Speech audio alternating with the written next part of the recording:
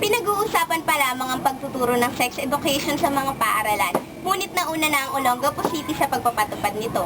3 taon na nilang itinuturo ang sex education sa mga paaralan ng lungsod, at higit sa lahat, suportado ito ng mga magulang ng mag-aaral. Narito ang aming ulat. Sa babaeng nagdadalaga. Naging mainit ang usapang pagtuturo ng sex education sa paaralan.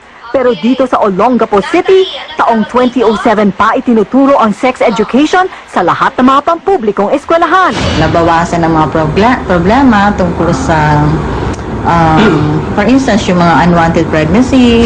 Tinawag itong adolescent reproductive health. Itinuturo sa mga estudyante simula grade 5 hanggang 4th year high school. Dito sa Nellie Brown Elementary School, naabutan namin ang klase ni Ginang Monsera. Pinag-uusapan nila ang tungkol sa mga masiselang bahagi ng katawan ng babae at lalaki. Direkta ang pananalita. Pinag-usapan din ang mga pagbabago sa katawan kapag nagdadalaga at nagbibinata. Itinuturo ang ibig sabihin ng mali siya at kung paano maiwasan ang sexual harassment o rape. Madalas ang hawakan ang kamay ng may gusto. Sari-sari ang reaksyon ng mga estudyante. May seryoso, may nahihiya, at merong hindi naiwasang tumawa. I-motivate ko muna sila kung bakit hindi nila dapat ikahiya o pagtawanan.